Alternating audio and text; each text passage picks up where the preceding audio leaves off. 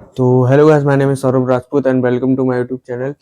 तो इसमें फिर मैं एक जेई मेंस की प्रॉब्लम ले आया हूँ जो कि 2019 10 जनवरी को आई थी शिफ्ट वन में। ठीक है, तो क्या कह रही है, which of the graph shown below does not represent the relationship between incident light and the electron ejected from metal surface. देखो गाइस, अगर आप लोगों ने फोटो इलेक्ट्रिक इफेक्ट पढ़ा होगा तो आप लोग ये कर लोगे क्वेश्चन। तो हमें क्या, ये चार ग्राफ दे रखे हैं। ठीक है, किस किस के बीच में, काइनेटिक एनर्जी ऑफ इलेक्ट्रॉन और एनर्जी ऑफ लाइट के बीच में ये वाला ग्राफ दे रखा है।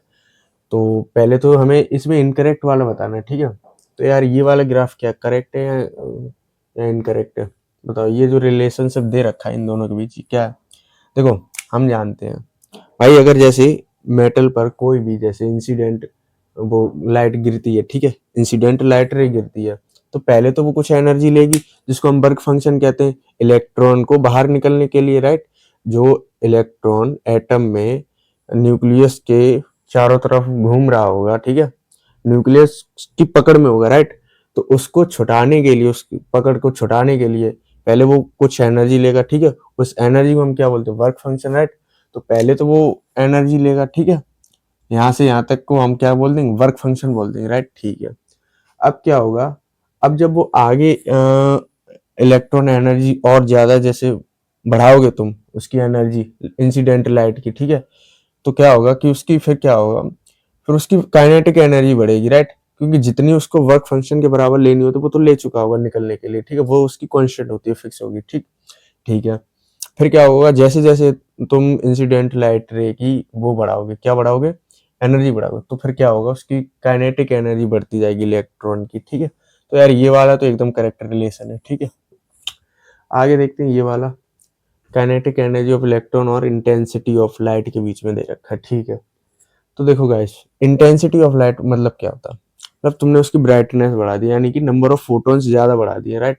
नंबर ऑफ फोटॉन्स बढ़ाने से क्या हुआ, फ्रिक्वेंसी तो फिक्स ही होगी, ठीक है। तो नंबर ऑफ इलेक्ट्रॉन्स ज्यादा निकल आएंगे अगर तुमने इंटेंसिटी बढ़ा दी। और तुम फिर क्या करो, फिर नंबर ऑफ फोटॉन्स ज्यादा उस पर गिर रहे हैं मेटल सरफेस पर, ठीक है, तो नंबर ऑफ इलेक्ट्रॉन ज्यादा इजेक्ट होंगे, राइट। ठीक है, तो फ्रिक्वेंसी तो उतनी ही रहेगी, ठीक है, तो फ्रिक्वेंसी उतनी ही रहेगी और वर्क फंक्शन वो ले चुका है, जितनी एनर्जी लेना हुआ हो उसके पास, ठीक है, उतनी एनर्जी उसकी यूज हो गई होगी इलेक्ट्रॉन को बाहर निकलने में। ठीक है, अब काइनेटिक एनर्जी तो हाँ कांस्टेंट रहेगी, क्योंकि हम क्या इंटेंसिटी बढ़ा रहे हैं, एनर्जी नहीं, हम नंबर ऑफ फोटॉन्स बढ़ा रहे हैं, ठीक है, हम एनर्जी नहीं बढ़ा रहे हैं। ठीक है, तो काइनेटिक एनर्जी तो कांस्टेंट रहेगी, तो इसका यार ये वाला भी ग्राफ करेक्ट हो जाएगा।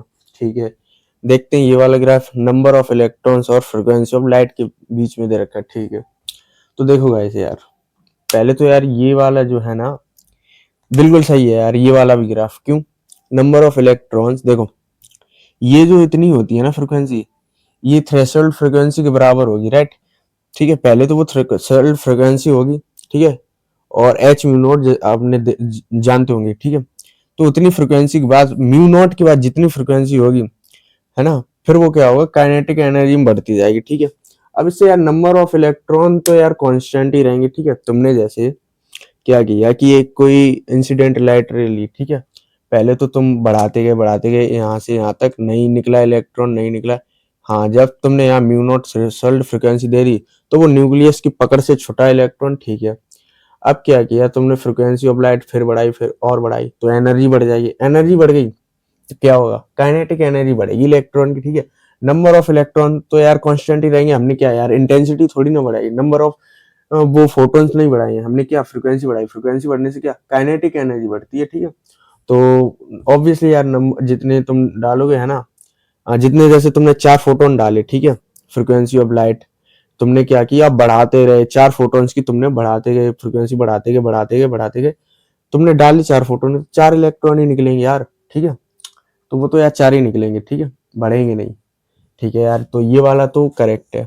ठीक, अब बचा ये लास्ट वाला, तो यार ये वाला तो गलत है यार। क्यों गलत है यार, करेक्ट रिलेशन इसका क्या होगा, frequency of light versus kinetic energy of electrons में जो करेक्ट रिलेशन होगा ना, वो यार यहाँ से स्टार्ट होगा, यहाँ से, है ना, यहाँ से पहले क्या होगा, थ्रेशोल्ड फ्रीक्वेंसी, ठीक है, इलेक्ट्रॉन को निकालने के लिए बात, ठीक है, तब तुम बढ़ाते जाओ तुम फ्रीक्वेंसी उसकी, तो क्या होगा, फिर उसकी काइनेटिक एनर्जी भी बढ़ती जाएगी, राइट।